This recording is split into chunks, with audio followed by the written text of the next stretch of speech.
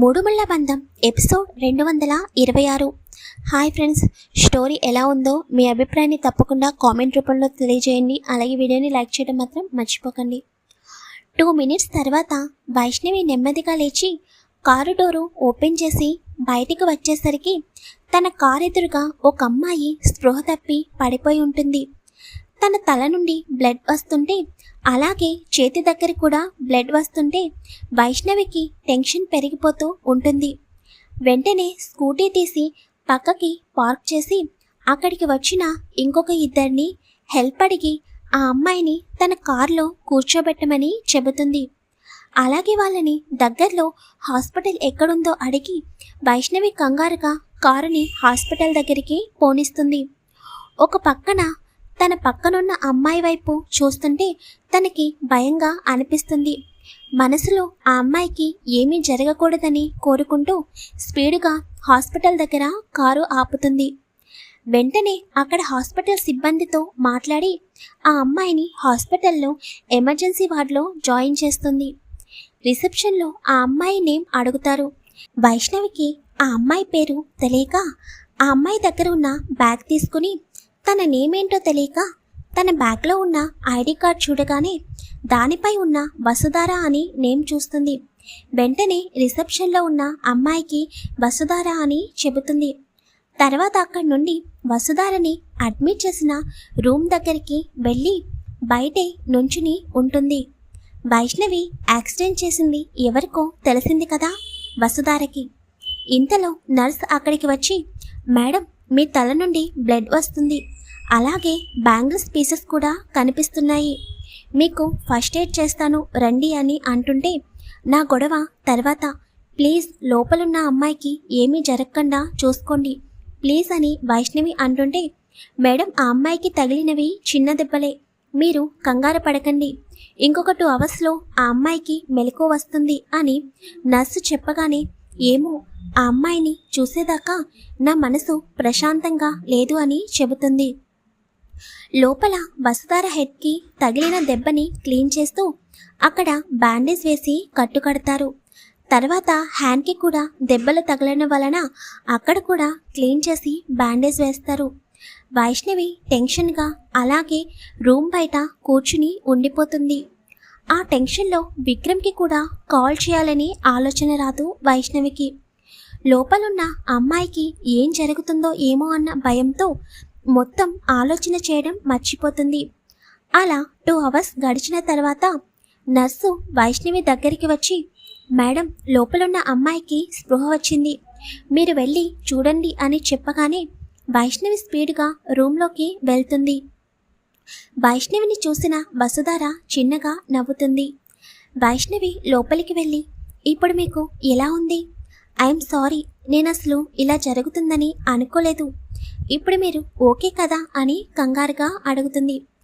Yes madam, నేను బాగానే ఉన్నాను, ఇందులో మీ తప్పేమీ లేదు, నేనే రాంగ్ రూట్లో వచ్చాను అని వసుధార అనగానే, నోనో, నేనే సడన్ బ్రేక్ వేశాను, లేకపోతే ఇలా జరిగేది కాదు, ప్లీజ్ క్షమించండి అని వసుధార చేతులను పట్టుకుంటుంది. అయ్యో మేడం, ప్లీజ్ మీరు ఇలా క్షమాపణ చెప్పకండి, అయినా ఇప్పుడు నాకేమైంది, తలకి చిన్నగా దెబ్బ తగిలింది అని వైష్ణవి వైపు చూసి, అయ్యో మేడం, మీ తల నుండి బ్లడ్ వస్తుంది, ముందు మీరు క్లీన్ చేయించుకోండి అని కంగారుగా అంటుంది. పర్వాలేదు, మీకు ఎలా ఉంటుందో ఏమోనని చాలా టెన్షన్ పడ్డాను, నాది చిన్న దెబ్బలేండి, మీరు టెన్షన్ పడకండి అని అనగానే వసుధార చిన్నగా నవ్వి, నా పేరు వసుధార అని అంటుంది. నా పేరు వైష్ణవి అని వైష్ణవి కూడా నవ్వుతుంది.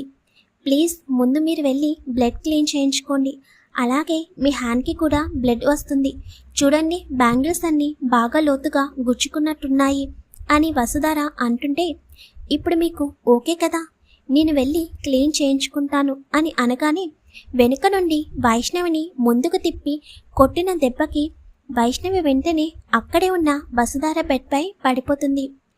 తనని ఎవరు కొట్టారో తెలియక వైష్ణవి పైకి లేచి చూసేసరికి ఎదురుగా విక్రమ్ చాలా కోపంగా కనిపిస్తాడు. మరక్కడికి విక్రమ్ ఎలా వచ్చాడో చూద్దాం. విక్రమ్కి క్షణక్షణానికి టెన్షన్ పెరిగిపోతుంటే చాలా స్పీడ్గా డ్రైవ్ చేసుకుంటూ హాస్పిటల్కి చేరుకుంటాడు. హాస్పిటల్కి వచ్చిన తర్వాత అక్కడున్న రిసెప్షన్లో ఉన్న పర్సన్ వైష్ణవి అనే పేరు మీద ఎవరైనా జాయిన్ అయ్యారా అని అడుగుతాడు. ఆ అమ్మాయి చెక్ చేసి లేదు సార్ అని అడగగానే ఒక క్షణం విక్రమ్ గట్టిగా ఊపిరి పీల్చుకుని, మరి వైష్ణవి ఇక్కడే ఉంది, బయట తన కారు కూడా ఉంది కదా అని అనుకుంటూ ఏం జరిగిందో విక్రమ్కి అర్థం కాదు. వెంటనే తన మొబైల్లో ఉన్న ఫోటో తీసి రిసెప్షన్లో ఉన్న అమ్మాయికి చూపించి, ఈ మేడం ఇక్కడికి వచ్చారా అని అడుగుతాడు. ఆ అమ్మాయి వైష్ణవి ఫోటో చూసి, ఎస్ సార్, ఇందాక ఒక అమ్మాయికి యాక్సిడెంట్ అయితే ఇక్కడికి తీసుకువచ్చారు అని ఆ అమ్మాయి చెప్పగానే, అవునా, ఇప్పుడు ఈ మేడం ఎక్కడున్నారు అని అడగగానే, సార్ ఆ మేడం మీకు ఏమవుతారు అని అడుగుతుంది. తను నా భార్య అని విక్రమ్ చెప్పగానే వెంటనే వసుధారని అడ్మిట్ చేసిన రూమ్ నెంబర్ చెబుతుంది ఆ అమ్మాయి. విక్రమ్ ఆ రూమ్ దగ్గరికి వచ్చి డోర్ దగ్గరికి రాగానే వైష్ణవి మాటలు వినిపించగానే అప్పటి వరకు పడిన టెన్షన్ మొత్తం పోయినా కూడా వైష్ణవి చెప్పకుండా బయటికి వచ్చిందన్నకు వెంటనే ముందుకు వెళ్ళి వైష్ణవిని లాగి చెంప మీద గట్టిగా కొడతాడు విక్రమ్. ఇప్పుడు ప్రజెంట్కి వచ్చేద్దాం. విక్రమ్ వైష్ణవిని కొట్టగానే వసుధార ఒక్కసారిగా అక్కడ విక్రమాదిత్యని చూసి షాక్ అవుతుంది. వైష్ణవి తనని ఎవరు కొట్టారో అర్థం కాక ముందుకు తిరిగి చూసేసరికి తన ఎదురుగా విక్రమ్ ఉంటాడు.